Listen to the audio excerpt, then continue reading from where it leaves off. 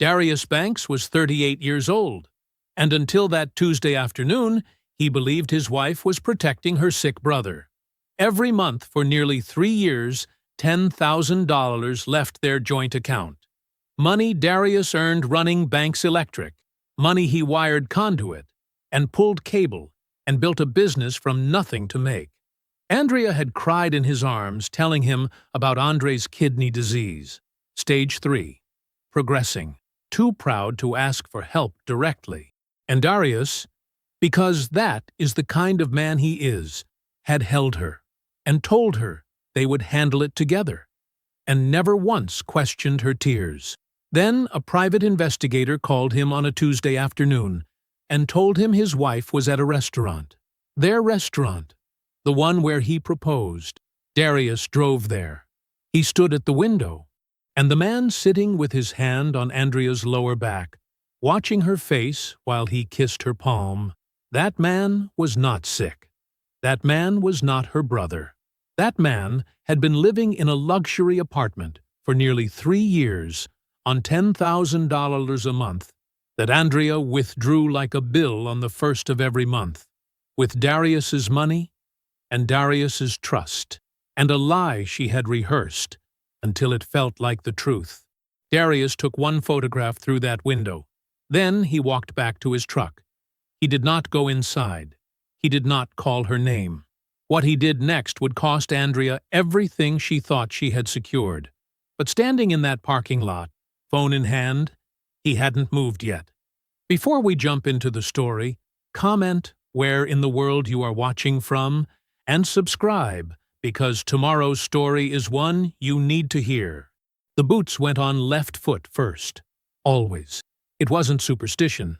It was just the way Darius Banks did things. In order, with intention, one step at a time. He laced them up in the dark kitchen at 5:47 a.m. The house quiet around him, except for the low hum of the refrigerator and the distant sound of a garbage truck working its way up the block. He didn't need the lights. He knew every inch of this kitchen. He had rewired it himself. That was the thing about this house. There wasn't a single corner of it he hadn't touched. He'd bought it 11 years ago, 3 years before he ever met Andrea. Paid cash, $214,000, after 15 years of saving, of taking every job, of sleeping in a one-room apartment above a laundromat, and telling himself the noise of the dryers was just ambition with a motor. The craftsman sat on a wide lot in a solid neighborhood. 3 bedrooms, original hardwood floors, an oak tree in the front yard, so old it had probably watched the neighborhood change 3 or 4 times over. He had stood on the sidewalk the day he signed the papers and looked at it the way his mother used to look at houses like this from the bus window, like they were a different country. Then he went inside and started making it his. Paulette Banks had cried when he handed her a key. She hadn't explained why, and he hadn't asked her to. He already knew. He stood now at the kitchen counter with his coffee, still warm, and listened to the house settle around him in the particular way old houses do before the world wakes up. Small creaks, small shifts, the language of a structure that had learned to trust its own foundation. Through the doorway, the hallway light was off. Andrea's side of the bedroom door was still closed. He could picture exactly what was on the bathroom shelf without looking. 4 bottles of a lotion that cost more than his first set of socket wrenches, a perfume she'd asked for at Christmas, a silk bonnet on the hook by the mirror. The details of a woman who curated herself carefully and expected the world to take notice. He had noticed. He still did. That wasn't the problem. The problem was harder to name than that. It had come on gradually, the way a circuit degrades, not all at once, not with a clear moment of failure, but through a slow accumulation of small signs that something wasn't carrying the load it used to. Cheek kisses instead of real ones. Dinners where she was physically present but her eyes were somewhere else, tracking something he couldn't see. Conversations about her work events that lit her up in a way their conversations hadn't in a while. The way she reached for her phone the moment she thought he was asleep. He had been filing these things for months, not obsessively, Just the way he filed everything. Quietly, in order, without drawing conclusions before the evidence was complete. He was an electrician by trade and by nature. You didn't touch a live wire until you understood the full system. You traced every line back to its source first. Banks Electric had 6 employees now, not counting himself. He had started it alone at 23, with a second-hand van, a good reputation, and the understanding that quality was the only advertisement that didn't eventually cost you. 15 years later, the van had become a fleet of 4. The one-man operation had a commercial license, a payroll, and, as of 6 weeks ago, a preliminary agreement with a construction management firm to bid on the electrical systems contract for a new regional hospital going up on the east side of the city. The hospital contract was the largest opportunity he had ever touched. 7 figures, phased over 18 months. The kind of work that moved a company from solid to established in ways that couldn't be undone.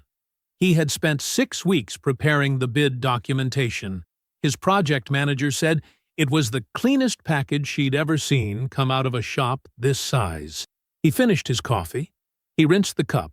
He picked up his phone from the counter to check the weather before the drive in. The banking app was still open from the night before. He hadn't meant to look at it. His thumb moved out of habit, the same way he checked the weather, checked his messages, checked the things a man checks at the start of a day. The joint savings balance loaded on the screen. He went still. He read the number twice. Then he scrolled back to last month's statement and read that number. Then he set the phone face down on the counter and stood there with both hands flat on the granite, looking at the window above the sink, where the sky outside was just beginning to go from black to the particular blue-gray that came before the sun. $38,000. Gone. In a single month. He did not call Andrea's name down the hallway. He did not go back to the bedroom. He picked up his keys, picked up his phone, and walked out the side door to his truck. He sat in the Banks Electric lot with the engine off. The sky was fully light now, pale and flat, the kind of October morning that hadn't decided yet whether it was going to be cold. Around him, the lot was empty. His crew wouldn't arrive for another 40 minutes. The building behind him had his name on it in clean block letters above the door, same as the trucks, same as the hard hats hanging on the row of pegs inside. He looked at the balance on his phone again. He didn't move for a long time. The statements were spread across the kitchen table in 3 neat rows. Darius had printed them at the office before the crew arrived. 90 days of transactions, laid out in order, oldest to newest, the way he arranged a wiring diagram before he started tracing. He sat in the same chair he always sat in at dinner, the one facing the window, with a yellow legal pad beside the papers and a pen he hadn't touched yet. He didn't need the pen. The pattern was already obvious. Every first of the month, without variation, $10,000 moved out of the joint account and into an external account. The receiving account name read V. Price. The memo line, where there was one, said nothing useful, just a string of numbers. But the transfer name was clear, and so was the timing, and so was the amount. Clean, deliberate, the kind of transfer a person sets up once and then doesn't think about again because it runs itself. He opened Andrea's contacts on his phone. She had never given him a reason to look, so he never had. But she had also never changed the passcode from the one he'd watched her set 2 years ago. He found it in the A's. Dre saved with a small red heart beside the name. He sat with that for a moment. Then he set the phone down carefully, the way he set down tools he hadn't finished using. He had heard about Andre for years. Not often. Andrea wasn't someone who talked about her family more than necessary, but enough. Younger brother. The one who had always been a little scattered, a little resistant to settling down.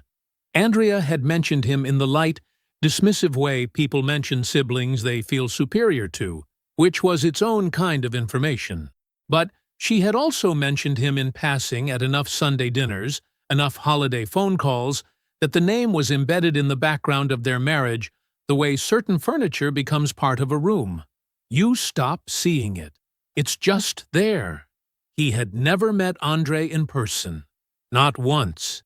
In 8 years. Andrea had always had a reason. Andrei didn't really do the family thing. Andrei was going through something. Andrei wasn't up for socializing right now. Darius had accepted all of it without pressing. That was, he understood now, the design. He stacked the statements back into order, clipped them, and put them in the folder he had brought from the office. He poured himself a glass of water. He sat back down. He was still sitting there, the kitchen quiet and the folder closed in front of him, when he heard Andrea's car pull into the driveway at 9:14 p.m. She came in carrying her work bag and the specific, practiced ease of a woman who had learned to move through the house like nothing was ever wrong. "Hey, you," she said. She set her bag on the counter and reached over to squeeze his shoulder. She smelled like restaurant air, wine and warm bread, and her dress was the dark green one, the good one, the one she wore when appearances mattered. "Hey," he looked up at her. "Good dinner?" "Long." She opened the refrigerator, scanning it without reaching for anything. "The client talked for 3 hours. I smiled the entire time." She closed the refrigerator. "You eat?" "I did." She poured herself a glass of water and leaned against the counter, shoulders dropping the way they did when the performance of a day was finally allowed to come down. She looked tired. She looked beautiful. She looked like his wife.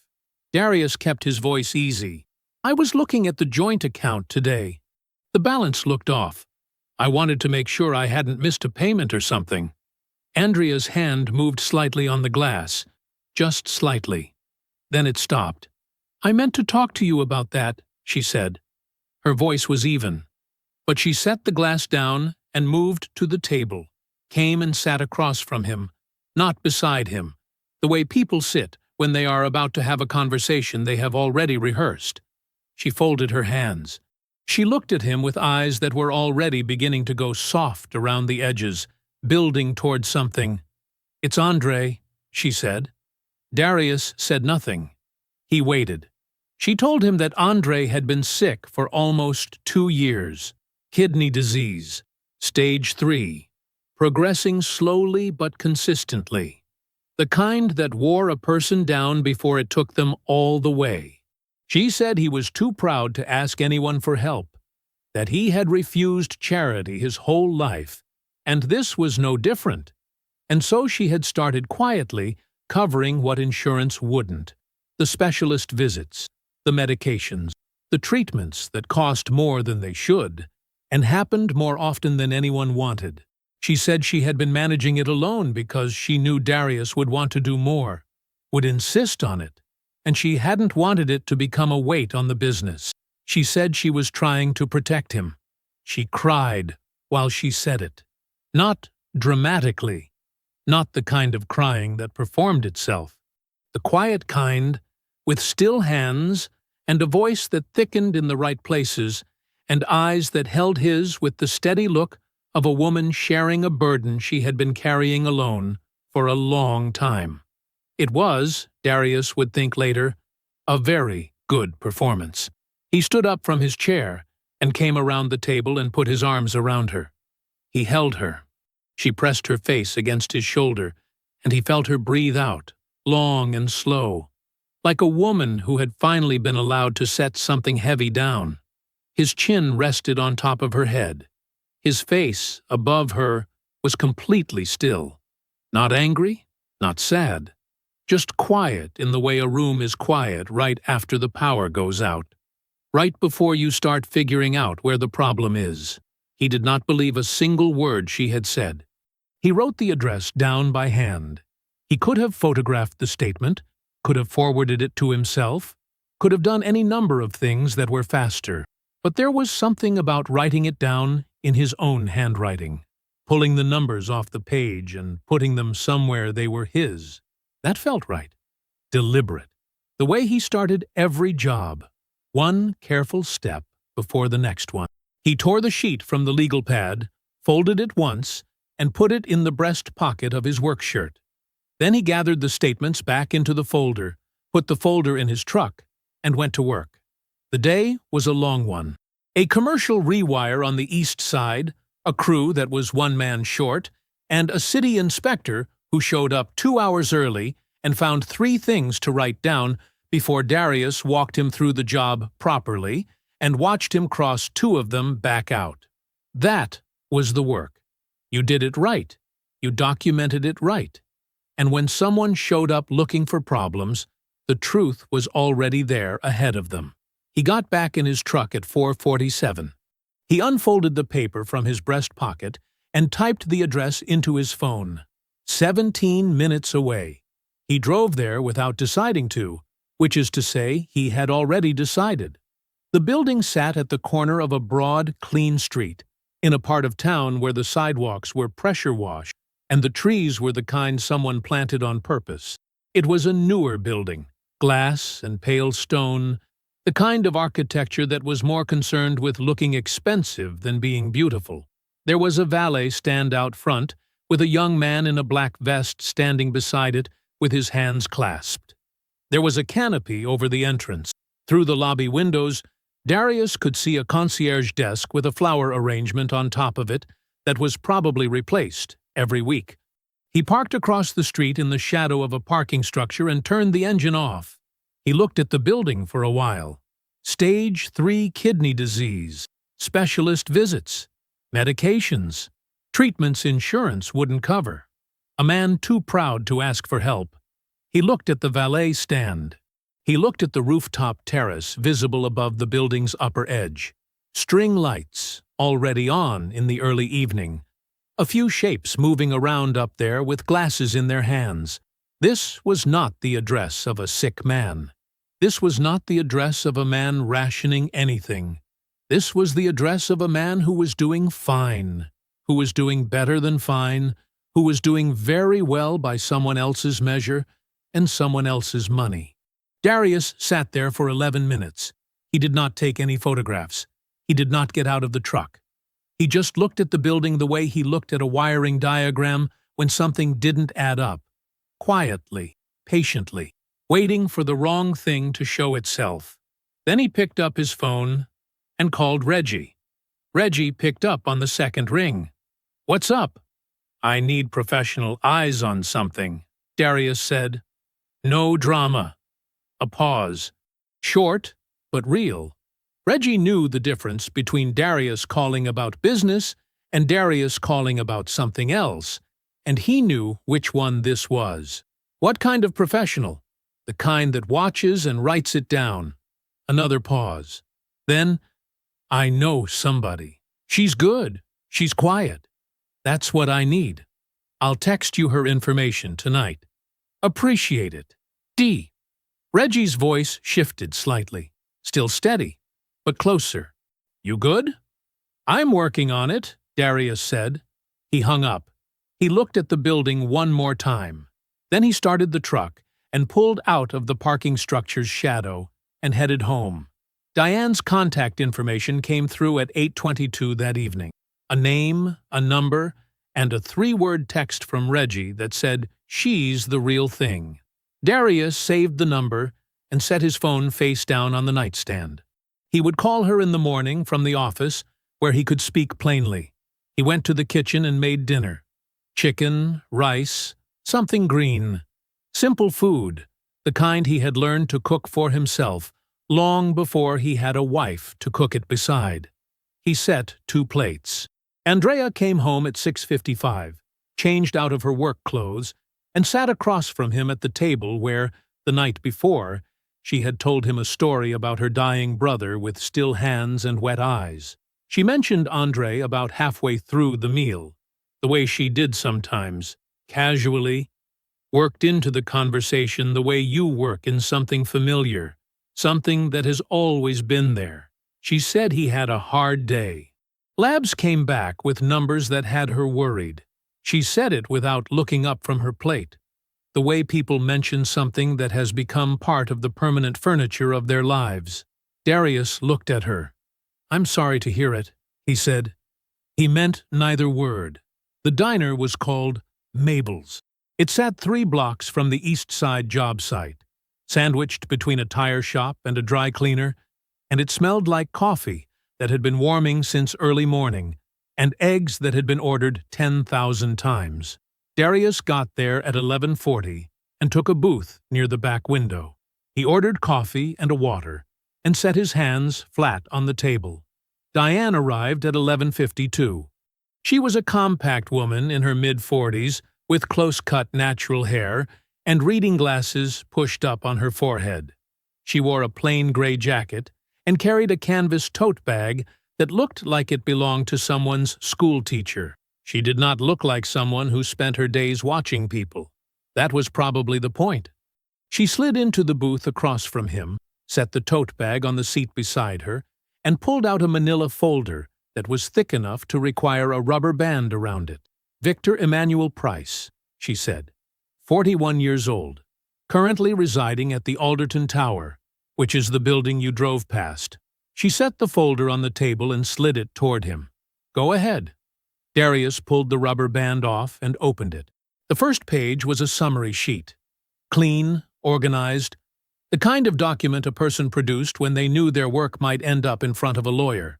Below the summary were the photographs, the building, the valet stand, a man in a cream-colored linen shirt coming through the lobby doors, tall, easy in his posture, the way men are easy when they have never had to carry anything.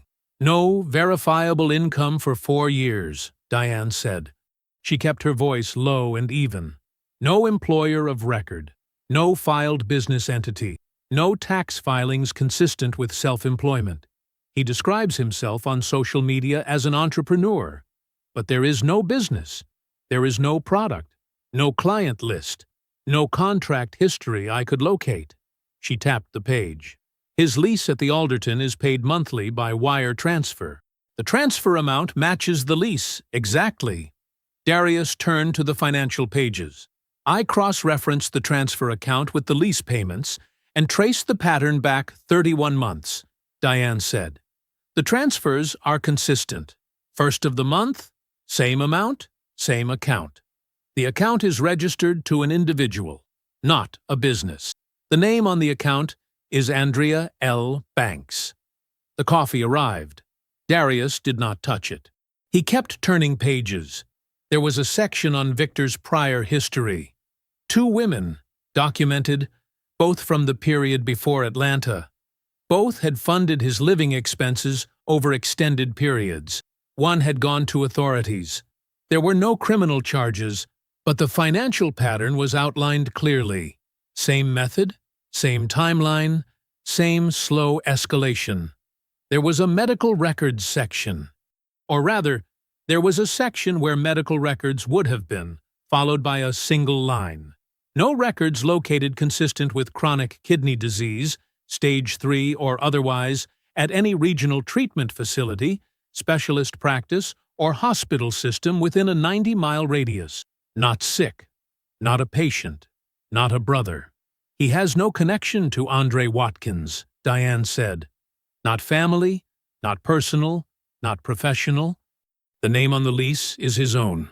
The life in that apartment is his own." She paused. "And it is a very comfortable life, Mr. Banks." Darius closed the folder. He set his hands flat on the table again and breathed through his nose once, slowly. The diner moved around them, a waitress refilling someone's cup, the bell above the door, a man 2 booths over reading a folded newspaper. "You did good work," Darius said. "I did thorough work," Diane said. "There's a difference." She picked up her coffee. "I'll keep the case open unless you tell me to close it." "Keep it open." She nodded. They sat quietly for a moment. Then her phone buzzed on the table. She looked at it. Her expression didn't change much, but something behind her eyes sharpened. "They're at Provisions," she said. "Downtown. My associate just confirmed." Darius knew Provisions. He had taken Andrea there for their 5th anniversary. The lamb chops, the low lighting, the way she had looked across the table at him and said she was happy. He left 2 20s on the table and walked out. He found street parking half a block from the restaurant. He did not rush. He walked to the window at an angle, hands in his jacket pockets, and looked in the way a man might look at a menu posted by the door. They were at a corner table. Victor's chair was not across from Andrea's. It was beside her, pulled close, angled in. The seating of a man who had decided that across the table was too far. His hand rested on the low curve of her back, with the kind of ease that is not attraction, but habit. The settled, thoughtless touch of a man who has been touching her this way for a long time. Andrea leaned into him. Not toward, into. There was weight in it. Comfort. The kind of lean that happens without thinking. She laughed at something. Then she reached up and touched his jaw with her fingertips. Light. Easy. A gesture so private and so practiced that Darius felt the bottom drop out of something inside him. Victor turned his face toward her hand. He took her wrist gently and lifted her hand to his mouth and kissed her palm, slowly, watching her face while he did it. Andrea closed her eyes for just a moment. Darius raised his phone and took 4 photographs, unhurried, clear. Then he turned around and walked back to his truck. He sat behind the wheel for a moment. Then he scrolled to the number his attorney had given him 18 months ago. Hargrove, the man who had handled the Banks Electric Incorporation, who had said, "Call me when it's something real." Hargrove picked up on the 3rd ring. "Darius, I need to know everything I'm entitled to," Darius said. "Everything. I'll bring the documentation." A pause. "How much documentation are we talking about?" "A full file, surveillance, financial records, transfer logs going back at least 2.5 years. The pause this time was longer. "I'll move some things around. Come in tomorrow morning.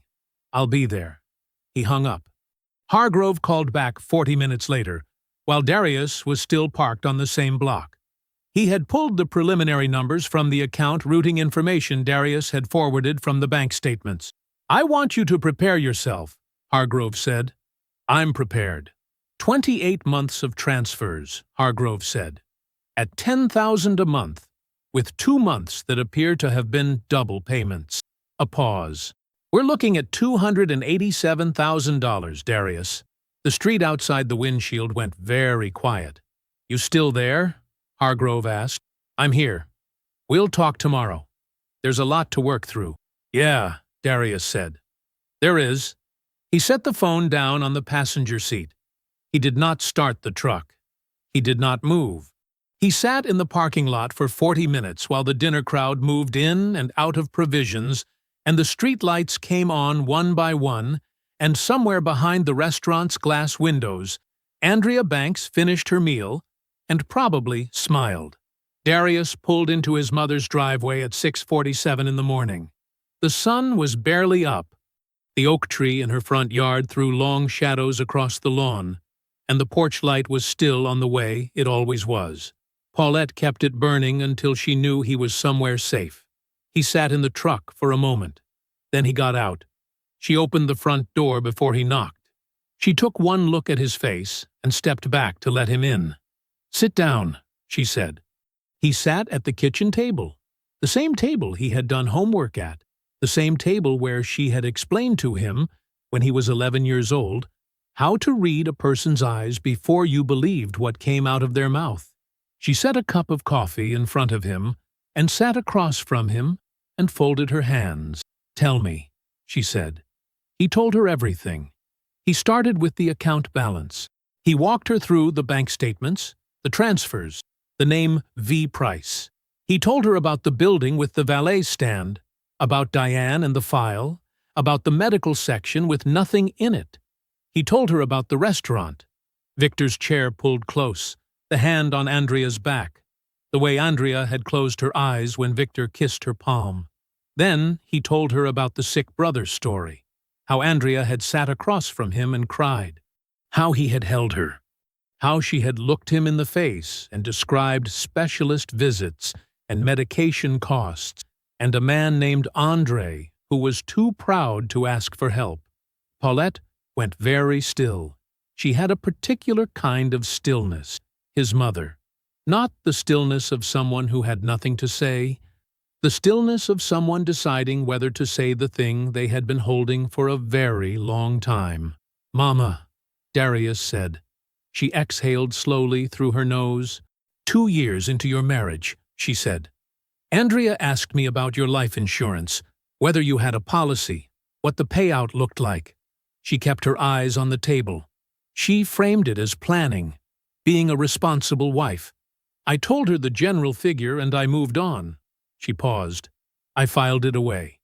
I told myself I was being uncharitable. The kitchen was quiet. "And 3 years ago," Paulette said, "she called me, said she was asking for a friend's family member, someone dealing with a kidney situation. She wanted to know if I knew any good specialists in the area." She finally looked up at him. "I gave her 2 names, Darius. I gave her the names of doctors, and she used them to build out the story she told you. The thing about his mother was that she did not perform guilt. She did not collapse into it or turn it into something he had to manage for her. She just sat with it, square-shouldered and clear-eyed, the way she sat with everything that cost her something. "You didn't know," he said. "No," she said. "But I gave her the bricks." Neither of them spoke for a moment. Then his phone rang. It was Reggie. Darius picked up. "Talk to me," Darius said. "So I went through the business card statements like you asked." Reggie's voice was controlled but tight around the edges, the way it got when he was keeping himself from saying something louder. "There's a supplementary card on the account, added 14 months ago. I don't remember signing off on it. Do you?" "No." "Right, because you didn't. Neither did I." A pause. "The card's been used twice, both times for vehicle rentals." I cross-referenced the dates. Darius already knew what was coming. "And?" "Both rentals line up exactly with weekends she told you she was with Andre." Reggie's voice dropped. "The sick brother story. She used it to cover the money and the time. Both. The same lie doing 2 jobs at once." Darius looked across the table at his mother. Paulette was watching him with the steady, careful attention of a woman reading the weather. "Where were the rentals picked up?" Darius asked. 6 blocks from the Alderton Tower," Reggie said. Darius set his phone flat on the table for a moment. He pressed 2 fingers against his mouth. He breathed. Then he picked it back up. "Don't touch anything else yet. I'm calling Hargrove." "Already figured," Reggie said. "I'm here." He ended the call and stood up. Paulette stood with him. She did not say anything. She just walked him to the door the way she always had, one hand briefly on his arm as he passed. He stepped out onto the porch and dialed Hargrove from the top of the driveway steps. The morning was cool and sharp and smelled like cut grass from somewhere down the block. Hargrove picked up on the second ring. "It's not just the personal account," Darius said. "She put a supplementary card on the business account without authorization, used it for vehicle rentals. I have the dates, and I have documentation that the dates correspond directly to a fabricated alibi." He paused. "This is fraud against the business, not just against me personally." A beat of silence. Then Hargrove said, "Send me everything Reggie has. Today. It'll be in your inbox inside the hour." He hung up. From the doorway behind him, Paulette stood with one hand on the frame and watched him walk back to his truck. She did not call after him. She did not need to. He could feel her eyes on his back, steady and certain, and already deciding what she would do when Sunday came. Darius pulled into the driveway at 6:12 that evening. He sat in the truck for 30 seconds. Just 30. Then he got out, walked through the front door, and kissed Andrea on the cheek. "Smells good," he said. She was at the stove. Salmon and roasted vegetables, his favorite on weeknights. She looked over her shoulder and smiled, and it was a real smile, warm and easy, the kind she had given him in the early years. "Hard day?" she asked. Long one, he said. How about you? And just like that, they were husband and wife again. Moving around the kitchen the way people do when they have shared a space long enough that their bodies know the choreography. He poured himself a glass of water. She plated the food. They sat across from each other and ate, and she asked about the hospital project, and he told her about a permit delay, and she listened with her chin resting on her hand the way she always did when she wanted to look attentive. He watched all of it. He filed all of it. He said nothing. 3 weeks passed like that. Darius was warm, steady, a degree or two quieter than usual, but not cold. Never cold, because cold would have told her something. Andrea read the quiet as work pressure. He could see her doing it, adjusting her read on him the way she always did, recalibrating to whatever explanation required the least examination. She performed concern beautifully. She left his coffee ready before he woke up. She asked about his sleep. On a Thursday evening, she reached across the couch and rubbed the back of his neck without being asked the way she used to. He let her. Twice, she mentioned Andre. The first time was a Sunday morning over breakfast. She said his latest labs had come back and the numbers were encouraging. The specialist, she used a name, specific, confident, was cautiously optimistic. She looked relieved when she said it. Her face did the right things in the right order. Darius looked up from his plate. That's really good to hear, he said. I know that's been weighing on you. It has, she said softly. It really has. The second time was a Wednesday. She brought it up while they were getting ready for bed, in the way people mention things when they think the other person's guard is down. Low light, quiet room, the intimacy of routine. Andre was looking into a less aggressive treatment option, she said. It might mean fewer specialist visits. She said it might actually save them some money going forward. Darius was brushing his teeth. He met his own eyes in the bathroom mirror. Good, he said around the toothbrush. He rinsed and turned off the light. I'm glad he's got options. She was already in bed when he came out. He climbed in beside her and reached over and turned off his lamp. And in the dark, he lay still and let his breathing go slow and even. He did not sleep for a long time. Diane called on a Friday afternoon while Darius was in his truck between job sites. He's escalating, she said. No preamble. That was what he liked about Diane. I caught an exchange in the parking garage of his building Wednesday evening. He wants $5,000 on top of the regular transfer. Framed it as startup capital for a brand consultancy. Darius said nothing. He let her continue. His body language was different. Her voice was careful, precise. He stepped into her space, not aggressive enough to be a scene but deliberate. He pointed at her twice. She looked over her shoulder both times, checking if anyone was around. A pause. She's nervous, Mr. Banks. The way she was watching him, the way she was holding herself. That is not how a woman looks at a man she trusts. That's how a woman looks at a man she's not sure she can manage anymore. Darius watched a flatbed truck roll through the intersection in front of him. Did she agree to the $5,000? He asked. She stalled. Said she needed a few days. Diane paused. He didn't like that. He thanked her and ended the call. He sat with that for a moment. Andrea had started something she thought she was in charge of, and somewhere along the way, the thing had turned around and started running her. He had suspected it. Now, he had a picture of it. It changed nothing about what he was going to do. But it explained the way she had been looking at her phone at dinner lately, screen angled slightly away from him, her jaw tight in a way she didn't know she was doing. It was a Tuesday night when she brought up the Wills. They were finishing a bottle of wine on the couch, a home renovation show on low in the background. Andrea had her legs tucked under her, relaxed, casual, setting a scene without appearing to set one. She rested her hand on his arm. I've been thinking, she said, that we should probably update our estate documents. Wills, beneficiaries, all of it. My attorney handles both individual and joint filing. We could do it together. Make it simple. Her hand was warm on his arm. Her voice was easy. Darius thought about a kitchen table, about his mother folding her hands and saying, "She asked me what the payout looked like." He looked at Andrea and nodded slowly. "That's probably smart," he said. "Let me check my schedule." She smiled and leaned her head back against the cushion, satisfied. He picked up his phone and waited until she was in the other room.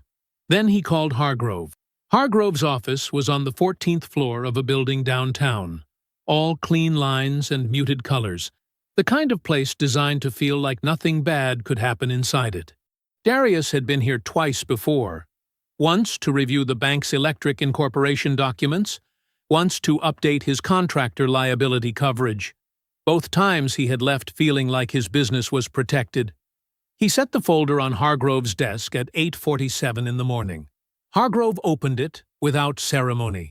He was a precise man, mid-50s, silver at his temples, the kind of quiet that came from decades of reading documents other people didn't want to understand.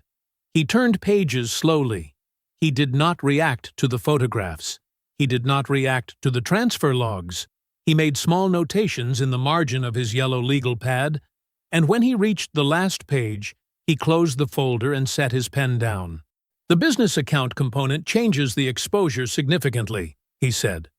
"I know," Darius said. "Personal financial fraud in a divorce proceeding is damaging. Business account fraud is a different category entirely." He folded his hands on top of the folder. "I'm going to bring in a forensic accountant, someone who can document every dollar formally, the kind of documentation that holds up not just in family court, but in a civil proceeding."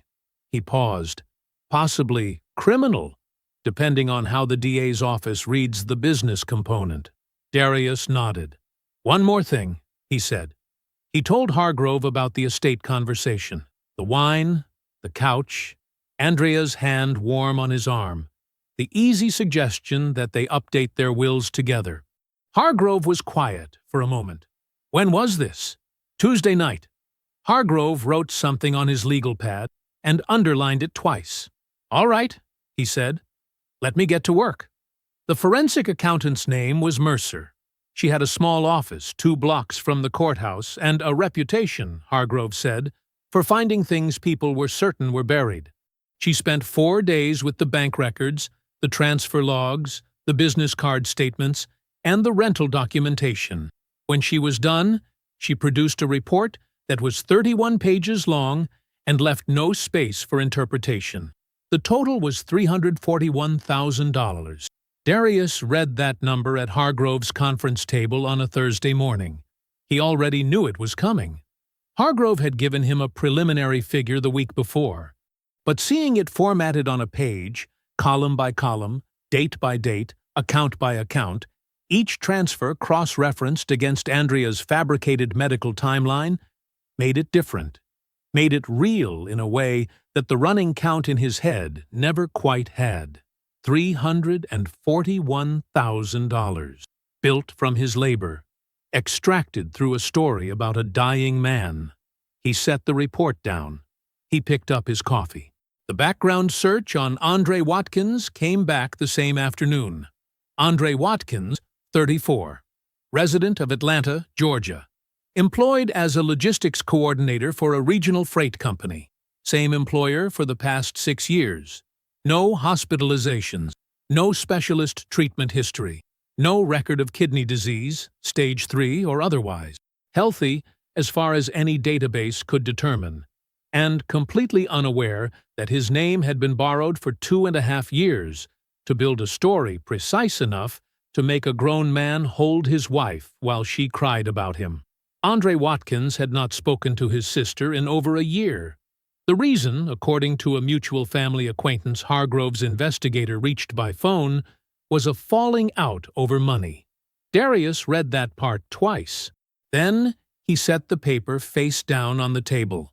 Tanya picked up on the second ring. Hargrove had located her through the Atlanta case file, a civil proceeding, settled out of court, sealed but traceable through the right channels. She had transferred $190,000 to Victor Price over 18 months before she finally went to the authorities. The case settled without criminal charges, which meant Victor had walked away from it the same way he walked away from everything. Clean on paper, unchanged underneath. Darius was not on that call. Hargrove handled it, but he received a summary that afternoon, and then, unprompted, a personal call from Tanya herself. Her voice was steady, the voice of a woman who had made peace with something that did not deserve peace. She walked him through Victor's pattern from the beginning. The charm, first. Specific. Attentive. The kind of attention that made a woman feel genuinely chosen. Then, the gradual escalation. Small financial asks that felt like intimacy, like being trusted. Then larger ones, framed as urgency, as emergency, as temporary. And underneath it all, slow and methodical, the shift from warmth to pressure, from seduction to management. He's charming until he doesn't need to be, Tanya said. And once he's got something on you, once you're already in, he uses it. Not loud, just steady, like a hand on your shoulder that's a little too heavy. Darius said, "Did he ever bring up estate documents?" A beat of silence. "He called it financial planning," she said. "Said it was about protecting what we were building together." Her voice didn't waver, but something in it went flat. "I almost did it. I got the forms." Darius thanked her. She said she'd have a written statement to Hargrove by end of week. After he hung up, he sat with the shape of what he now fully understood. Andrea had started this. She had chosen it, constructed it, maintained it. That was real, and it was not going anywhere. But somewhere in the last year, the thing she had built had started building around her. Victor had seen what she was, a woman with access, with a story to protect, with enough to lose that she couldn't easily walk away. And he had started working her the same way she had worked Darius. The charm had already turned. The pressure was already there. The estate conversation on the couch, her hand easy on his arm, had almost certainly been Victor's idea before it became hers. She had come into this willing. She had stayed because she no longer had a clear way out. That changed nothing, but it explained everything. He called Beverly Watkins on a Friday evening. "Beverly," he said, warm and unhurried, "I'm putting together a Sunday dinner. Hospital contract came through bigger than expected, and I want to celebrate properly. Family dinner. You're cooking if you're willing, or I'll handle it. Either way, I want you there." Beverly's voice lit up the way it always did when Darius made her feel included. She said she'd bring her sweet potato casserole. She asked what time. He told her 6 o'clock. He told her not to bring anything, then let her talk him into the casserole because it made her happy to contribute. After the call, he sat at the kitchen table for a long time.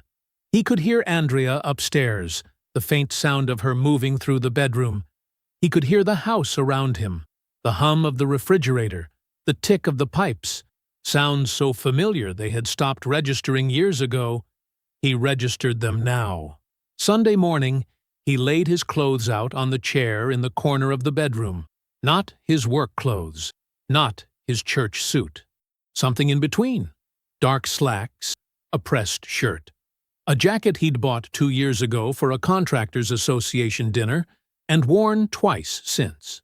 Clothes that said he had taken care with this. Clothes that said this was something. He smoothed the jacket once with the flat of his hand. Then he walked downstairs to make coffee, and he let the morning come. Beverly Watkins arrived at 6 o'clock exactly, the way she always did. She was a woman who believed that punctuality was a form of respect, and she extended that respect to everyone she loved. She came through the front door in her good wool coat, deep burgundy, the one she saved for occasions that mattered.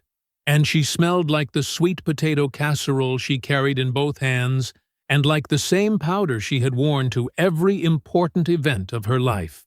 "Something smells wonderful in here," she said, looking around the dining room with the satisfied expression of a woman who approved of what she saw. Darius took the casserole from her and kissed her on the cheek. "Glad you're here, Beverly." He meant it. That was the complicated part. Andrea moved through the kitchen the way she always did when she was performing comfort. Unhurried, deliberate, checking things on the stove with the ease of a woman who had nothing to prove and nothing to hide. She had set the table with the good dishes. She had lit 2 candles. She was wearing a blouse Darius recognized, a deep green one she pulled out for dinners that were supposed to feel like something. She looked, to anyone watching, like a woman who had built a life and was enjoying an evening inside it. Paulette sat at the far end of the table with a glass of water, and her hands folded in her lap. She had arrived early, at Darius's quiet request, and she had said almost nothing since Beverly walked in. She watched. That was all. She watched Andrea move through the kitchen, and she watched Darius carry Beverly's casserole to the counter, and she held her expression with the practiced stillness of a woman who had been holding things inside for a long time and had decided, tonight, she would simply wait. Dinner was ordinary. That was the thing that would stay with Darius afterward. How ordinary it was. Beverly talked about her church's fall fundraiser. Andrea asked about Paulette's neighbor's hip surgery. Darius said the hospital contract had come in larger than projected, and Beverly clasped her hands together and said she always knew he would do something great. Just always knew. And Andrea smiled at that and rested her hand briefly on Darius's arm. He let her. He passed the rolls. He poured the water. He asked Beverly about the casserole recipe, which he had asked about before, and she told him again with the pleasure of someone who never tires of being asked. When the plates were cleared, Paulette stood without being asked and began moving them to the kitchen. Beverly offered to help. Paulette told her to sit, her voice pleasant and leaving no room for argument. The table was empty when Darius reached under his chair. He set 3 folders down, plain manila, no label.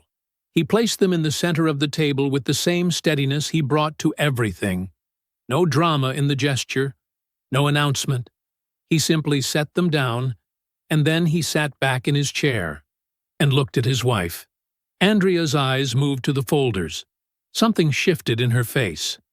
Not panic, not yet, but a recognition, a calculation beginning. "I'd like to walk through some things," Darius said. His voice was quiet, completely level. "I'm going to ask everyone to let me finish before anyone speaks." He opened the first folder. He did not rush. He laid the transfer logs out first. 31 months of $10,000 withdrawals, each one dated, each one traced to the same account. V. Price. He said the name clearly. He said it without inflection. He let Beverly look at the numbers for a moment before he continued. Then, the photographs. He placed them face up, one at a time. The restaurant. Victor's chair pulled to Andrea's side of the table. His hand settled on the small of her back with the ease of a man who had done it 1,000 times. Andrea's fingers at his jaw, his mouth against her palm. Her eyes closed. Beverly made a small sound. She did not speak. Darius moved to the second folder. The forensic report. Mercer's 31 pages, reduced here to a single summary page. He read the total aloud because he wanted it in the room as sound, not just text. $341,000. He said it the way you say a fact. No performance, just the number and what it meant. Business credit card statements next. The rental records.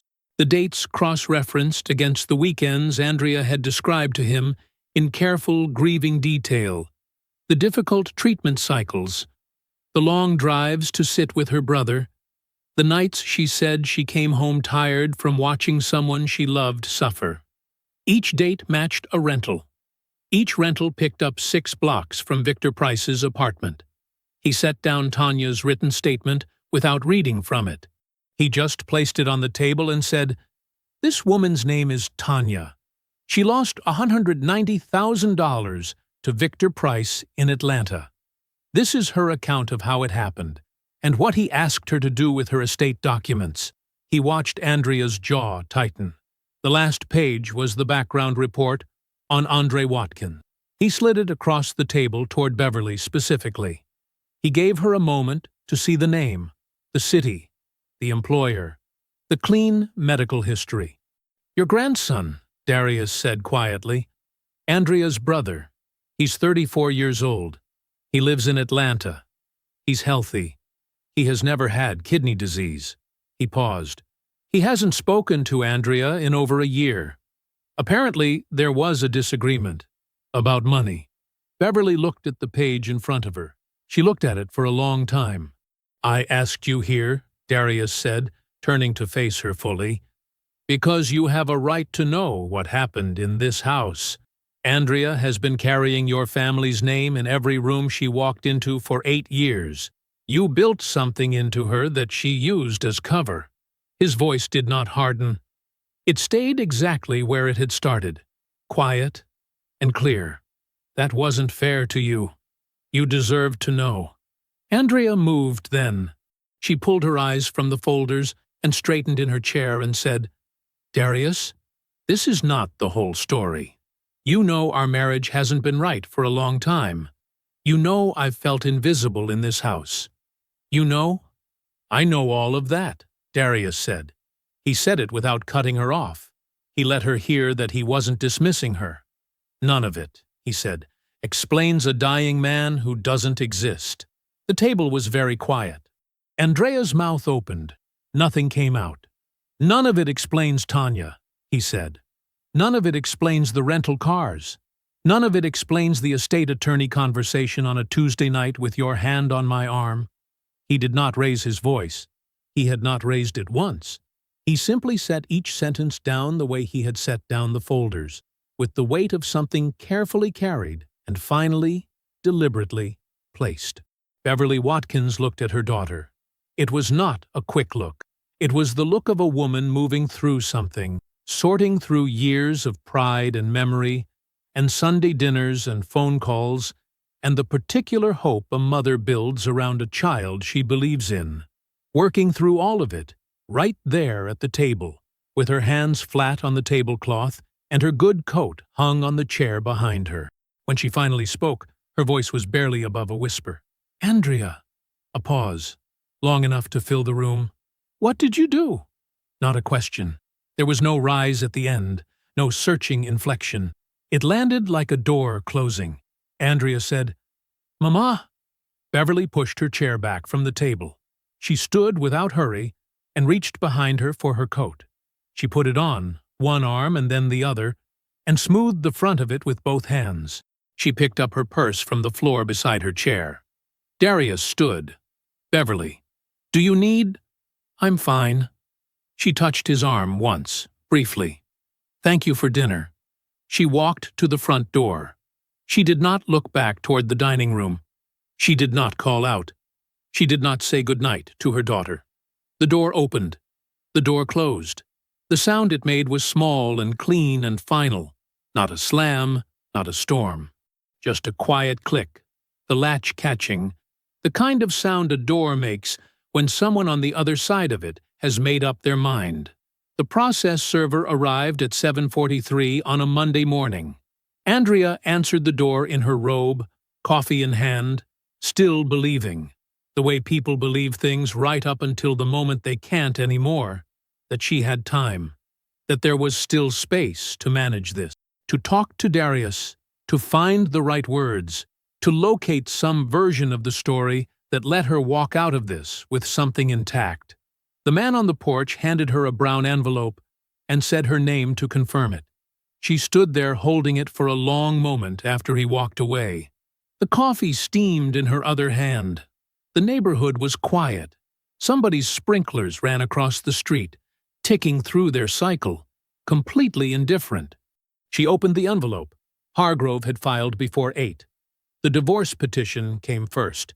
Concurrent with it, which was the part Andrea's eyes snagged on, which was the part she read 3 times, a civil suit, $341,000. The filing named her specifically and cited documented financial fraud, across joint personal accounts and business accounts. The language was precise, clinical, the kind of language that had been written by someone with 31 pages of forensic accounting behind it, and no reason to soften anything. She called an attorney by 9. She got a referral from a friend, someone who handled family law, good reputation, downtown office. She was sitting across from him by 11. He read through the filing quietly. He turned pages without comment for a long time. Then he set it down and looked at her over the top of it and said, "Mrs. Banks, I have to ask you something directly. Is there anything in here that isn't accurate?" Andrea started to answer. He waited. She said the documentation was being framed in a way that didn't reflect the full context of the marriage. He nodded slowly. He said, "I understand, but I want you to hear me clearly. Whoever built this file was thorough. The business fraud component alone—" He stopped. Started again. "This has the potential to move beyond civil exposure. Do you understand what I mean by that?" She understood. She left his office with a retainer agreement and the particular stillness of someone who has just been told, by a professional whose job it is to help her, that the ground she's standing on is not as solid as she thought. The call from her employer came on Wednesday. Her firm's director of operations, a careful man who chose his words like he was billing by the syllable, informed Andrea that an internal review had been initiated regarding 2 charges flagged on a corporate account. The charges had been traced to a supplementary card. They corresponded to specific dates. He said the review was standard procedure, and that in the meantime she would be placed on administrative leave effective immediately, with pay pending the outcome. With pay. As if that softened it. She sat in her car in the parking garage for 20 minutes after the call ended. She thought about the client list she'd spent 6 years building, the director title she'd lobbied for, the business cards with the embossed logo she'd been quietly proud of every time she handed one over. She had used the corporate account twice, both times to cover logistics she didn't want traced back to a personal card, both times connected to Victor. She had been careful about so many things for so long. She had not been careful about that. Victor was served on a Thursday afternoon. The consumer fraud attorney who received Hargrove's package, Tanya's statement, the full surveillance file, the documented financial pattern across multiple women, had been building toward something for 18 months. The bank's documentation was the piece that completed it. A demonstrable pattern, multiple victims, a consistent method, dates, dollar amounts, names. Victor's attorney reviewed the file and told him plainly that the pattern evidence was serious, that trial would be damaging in ways that settlement might limit, that his best option was to resolve this quietly and quickly. Victor had no quiet and quick option available to him. He had no liquid assets. He had never kept what other people gave him. He had spent it, worn it, lived inside it, and called it his. The money Andrea transferred every month had paid for the apartment, the car, the wardrobe, the rooftop dinners. None of it had become anything. None of it had built toward anything. It had just passed through him and disappeared.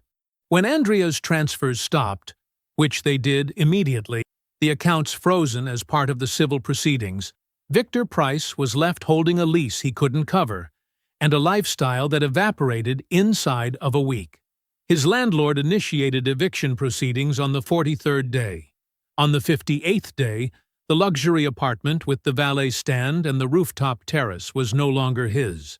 The unit was cleaned and relisted within the week. Reggie called on a Friday afternoon, while Darius was at the job site reviewing conduit runs for the hospital's East Wing. "Diane confirmed it," Reggie said.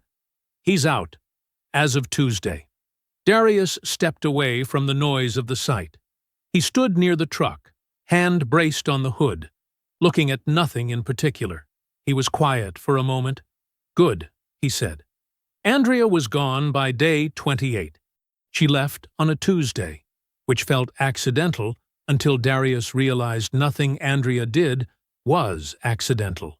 She had timed it the way she timed everything, before the last possible moment, with just enough control remaining to make it look like a choice instead of a removal. The movers came in the morning. They took her clothes, her vanity, the artwork she had picked out for the living room, the color-coordinated kitchen things she had replaced his original ones with 3 years into the marriage. They did not take the furniture, because the furniture was his. They did not take the house, because the house was his. They took what fit in a truck and drove it to Beverly Watkins's address, the house Andrea had grown up in, the house she had spent her adult life making sure she had surpassed. She was sleeping in the guest room with the floral comforter now. Darius knew this because Paulette knew it, and Paulette knew everything that moved through that community eventually. He did not take satisfaction in picturing it exactly, but he did not look away from it either. That first night, he walked through the house alone, not searching for anything, not checking on anything, just moving through it the way you move through something that belongs to you, room by room, unhurried, present. He turned the lights on in the front hallway, turned them off, moved to the living room, the dining room, the kitchen where he had sat across from Andrea at dinner every night for weeks, with the full file already built, and said nothing.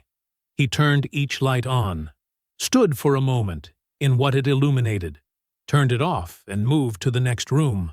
His wiring, his fixtures, his house, every circuit traced back to him. He stood in the bedroom for a long time in the dark. He did not think about Andrea specifically. He thought about the version of himself who had held her in this room while she cried about a man who did not exist, and had felt, in that moment, like someone a person could count on. He gave that version of himself some room to be human about it. Then he turned the bedroom light on, left it on, and went to the kitchen to unlock the back door for Reggie. Reggie showed up with a cooler and 2 containers of food from the place on Clemson Avenue they'd been going to since they were 22. They sat on the porch. The neighborhood was warm and quiet. Somebody had their television on across the street, the blue light moving in the window. They ate without saying much. Reggie didn't try to fill the silence, which was one of the things Darius had always valued in him. The man knew the difference between quiet that needed company and quiet that needed to be left alone. This was the first kind. After a while, Reggie said, "You eat something today before this?" "Lunch," Darius said. "That's not an answer." "Half a lunch." Reggie handed him more food without comment. They sat until the street got fully dark. Then Reggie packed up the cooler, clapped Darius once on the shoulder, firm, brief, the handshake of a man who meant it, and left. Andrea's civil case settled 4 months later. Her attorney negotiated the figure down from $341,000, but not by much. She paid. It came out of the equity she'd built in accounts Hargrove had identified, and it left her considerably thinner than she had arranged her life to be. The settlement was documented. The record existed. It did not go away because she paid it. It simply became a record of someone who had been required to. Her employer's internal review concluded 2 weeks after the settlement. The director of operations called her. The call lasted 6 minutes. The title she had lobbied for, the client list she'd spent 6 years building, the business cards with the embossed logo, gone. She consulted independently after that. Smaller clients. Reduced reach. She was competent enough to survive it, which was its own particular kind of consequence. Not collapse, just a permanent step backward from the version of herself she had been constructing. Victor Price's civil judgment was entered in the 5th month. He could not pay it. The judgment attached to his name in the public record the way these things do. Permanently, searchable, available to anyone who looked. He moved cities twice in the following year. Tanya's attorney monitored the activity. Victor had refined the method over 2 decades, and the method was still running, just in a smaller radius now. with the weight of a documented legal record following every step. Darius heard about the second city from Tanya herself. She had written him a letter, personal, not legal, handwritten on plain paper. She thanked him for building the file correctly. She said she had spent years feeling like she had no recourse, like what Victor did existed in a space that the law couldn't quite reach, and that having a record, an actual, formal, documented record, meant something she didn't have a precise word for, but that felt like the return of something she hadn't realized she'd lost. She said she hoped he found his footing faster than she found hers. He read the letter twice at the kitchen table. Then he got out a piece of paper and wrote back. 18 months after the divorce filing, Banks Electric finished the hospital contract. It had been the biggest project the company had ever taken on when they started it, and by the time the final inspection passed, it was the kind of completed work that built a reputation in ways that a good bid alone never could. The project manager had already referred 2 commercial contacts without being asked. The firm's name was circulating in rooms where Darius hadn't been before. He brought on 2 additional electricians, 8 employees total now. 8 people whose paychecks had his signature on them, whose work trucks had his company name on the side, who called him by his first name and showed up on time because the place he'd built was worth showing up for. He bought the company truck outright in October, walked into the dealership, sat down, wrote a check. The salesman had started to explain financing options, and Darius had set the checkbook on the desk, and the man had stopped explaining. His name was on the door in clean block letters, Banks Electric, the same 2 words he'd started with 15 years ago, in a one-man operation out of a second-hand van. Still the same 2 words. Everything else had changed. He was in final negotiations with the city on a municipal infrastructure contract, the kind of contract that, if it landed, would require him to expand again, to think about the company not just as what it was, but as what it was becoming. His attorney had reviewed the preliminary terms. Hargrove had said, with his usual economy of expression, that the terms were favorable. Darius had nodded and said he'd sleep on it. He had not slept on it. He had already decided.